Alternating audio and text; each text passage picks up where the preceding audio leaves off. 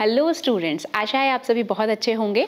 और आज हम पढ़ रहे हैं चैप्टर 4 से जेनेटिक डिसऑर्डर्स में क्रोमोसोमल डिसऑर्डर्स के बारे में। तो आइए शुरू करते हैं।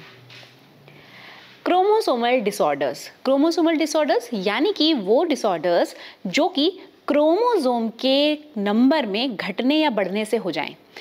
समझिए कि हमारे पास 46 क्रोमोसोम्स प्रेजेंट हैं, जिसमें से कि 44 ऑटोसोम्स और 2 सेक्स क्रोमोसोम्स हैं।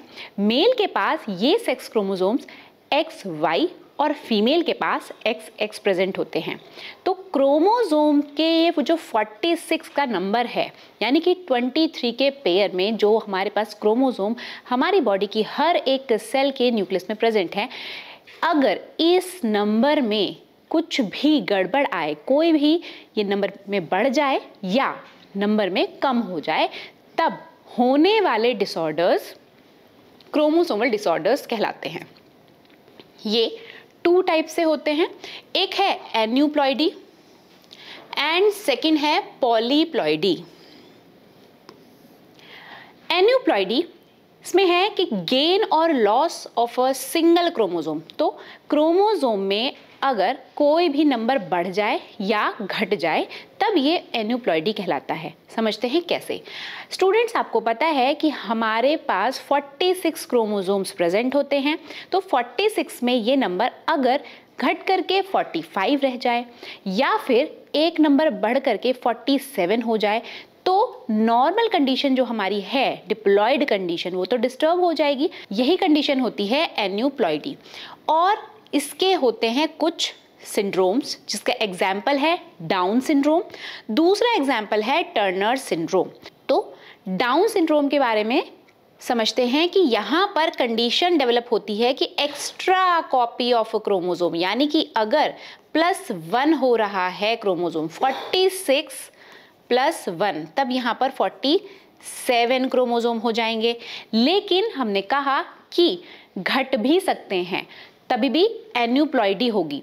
तो यहाँ पर 46 - 1, तो ये हो जाएगा 45। और टर्नर सिंड्रोम इसका एग्जाम्पल है। यहाँ पर एक क्रोमोसोम के घटने या बढ़ने से होने वाले सिंड्रोम के बारे में हमने जाना, जो कि एन्यूप्लॉइडी के अंदर आता है। अब समझते हैं पॉलीप्लॉइडी। पॉलीप्लॉइडी क्रोमोसोमल डिसऑर्डर है। यहाँ पर पूरा का पूरा जो सेट है क्रोमोसोम का, वही घटता बढ़ता है। समझिए, डिप्लॉयड ऑर्गेनिजम्स में आपको पता है कि होमोलोगस क्रोमोसोम्स प्रेजेंट होते हैं। डिप्लॉयड में हम अपनी बात कर रहे हैं, ह्यूमन में 46 क्रोमोसोम में से 23 मदर और 23 फादर से आए हुए होते हैं गैमीट के थ्रू। स्पर्म और ओवा जब फ्यूज करते हैं तब जाइगोट बनता है। जाइगोट के पास 46 क्रोमोसोम प्रेजेंट होते हैं। लेकिन ये जो 46 क्रोमोसोम है, 46 क्रोमोसोम में से अगर यहाँ पर 46 क्रोमोसोम की जगह पर, यानी कि 23 का जो पेयर है, इसमें से अगर एक ही पेयर बचे और एक पेयर मिस हो जाए, तब यहाँ पर ये कहलाती है पॉलीप्लॉइडी, यानी कि कंप्लीट सेट ही गायब हो गया। यानी कि डिप्लॉयड ऑर्गेनिज्म है, 2n है, 2n से पूरा का पूरा जब कंप्लीट सेट गायब होगा, तो यहाँ पर ये क्या रह जाएगा? हैप्लॉइड बन जाएगा। तो ऐसे ही यहाँ पर कंप्लीट सेट गायब हो सकता है या फिर ऐड भी हो सकता है। यानी कि अगर 2n है तो एक सेट और आ जाए इसमें, तो ये 3n बन सकता है। ऐसे ही 4n बन सकता है। तो इस तरह की कंडीशन जो है, ये ह्यूमन में रेयर है लेकिन कॉमन इन प्लांट्स है। तो जब भी ये पॉलीप्लॉइडी की कंडीशन क्रिएट होती है, तो ऐसे प्लांट जो हैं वो जायंट होते हैं। उनकी लीव्स, स्टेम्स, फ्रूट्स, सभी कुछ का साइज जो है वो लार्ज होता है पॉलीप्लॉइडी के केस में। आगे समझते हैं एन्यूप्लॉइडी के एग्जाम्पल्स यहाँ पे हमें पढ़ने हैं। डाउन सिंड्रोम यहाँ पर हम पढ़ने जा रहे हैं। डाउन सिंड्रोम यानी कि ट्राइसोमी। समझते हैं कि क्या होती है ट्राइसोमी। स्टूडेंट्स, आपको पता है कि हमारे पास 46 क्रोमोसोम में से 44 ऑटोसोम्स हैं और 2 क्रोमोसोम्स जो हैं वो सेक्स क्रोमोसोम होते हैं। तो यहाँ पर 44 जो हैं ये है ऑटोसोम्स और ये है सेक्स क्रोमोसोम। तो 46 जो क्रोमोसोम्स हैं ये प्रेजेंट हैं 23 के पेयर में। 23 के पेयर में प्रेजेंट है। आप समझिए कि 23 के पेयर्स कैसे प्रेजेंट होते हैं। देखिए यहाँ पे नीचे वाली पिक्चर को देखेंगे, ये है कैरियोटाइप। कैरियोटाइप क्या होता है कि क्रोमोसोम्स को उनके साइज के अकॉर्डिंग इस तरह से होमोलोगस पेयर्स को इस तरीके से अरेंज करके जब उनकी पिक्चर क्लिक की गई तो उसे कैरियोटाइप कहा जाता है।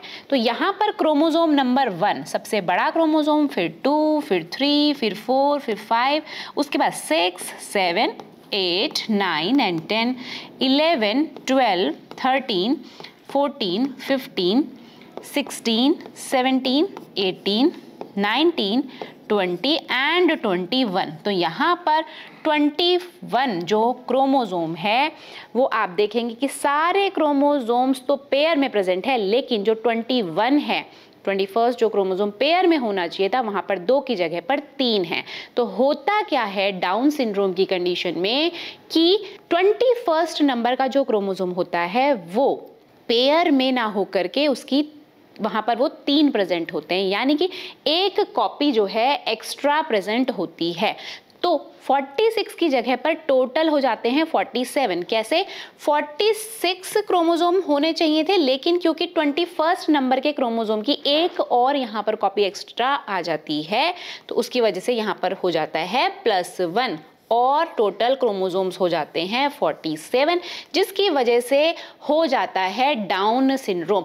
और इसको सबसे पहले डिस्कवर किया था लैंगडॉन डाउन ने, उनके नाम पर ही इस सिंड्रोम का नाम भी है। 1866 में इन्होंने इसको डिस्कवर किया था। एक्स्ट्रा क्रोमोसोम का पता लगाया था कि 21 जो क्रोमोसोम नंबर है वहां पर एक एक्स्ट्रा क्रोमोसोम आ गया है, जिसकी वजह से 46 की जगह 47 टोटल नंबर ऑफ क्रोमोसोम्स आ गए हैं और उसकी वजह से डाउन सिंड्रोम हो जाता है। डाउन सिंड्रोम के सिम्टम्स एक बार समझ लेते हैं कि क्या होते हैं। डाउन सिंड्रोम में राउंड फेस, स्मॉल हेड होता है, मतलब कि सर छोटा रहेगा, फेस बहुत ज्यादा राउंड रहेगा, मुंह हमेशा खुला रहता है और फरोट टंग होती है। जो उनकी टंग होती है डाउन सिंड्रोम वाले व्यक्तियों की, वो टंग जो है वो भी बहुत ज़्यादा सलवटों वाली, कटी फटी इस तरीके की होगी। Broad palm with single crease, जो पाम है उसमें सिर्फ एक सिंगल क्रीज रहती है। मेंटल एंड फिजिकल रिटार्डेशन होता है, यानी कि मेंटली यानी कि इंटेलेक्चुअली और फिजिकली फिट नहीं होते हैं ऐसे लोग। यहाँ पर पिक्चर दी गई है, यहाँ पर ये डाउन सिंड्रोम से इन्फ्लिक्टेड बेबी की एक पिक्चर दी गई है। स्टूडेंट्स आगे बढ़ते हैं। Klinefelter syndrome. Klinefelter syndrome male person में होने वाला सिंड्रोम है। Male body with feminine traits हो जाती है। इसमें डेवलपमेंट ऑफ ब्रेस्ट होता है। स्टेराइल होते हैं ऐसे पर्सन, यानी कि उनके अंदर स्पर्म जो फॉर्मेशन है वो नहीं हो पाता, स्पर्म नहीं बन पाता है।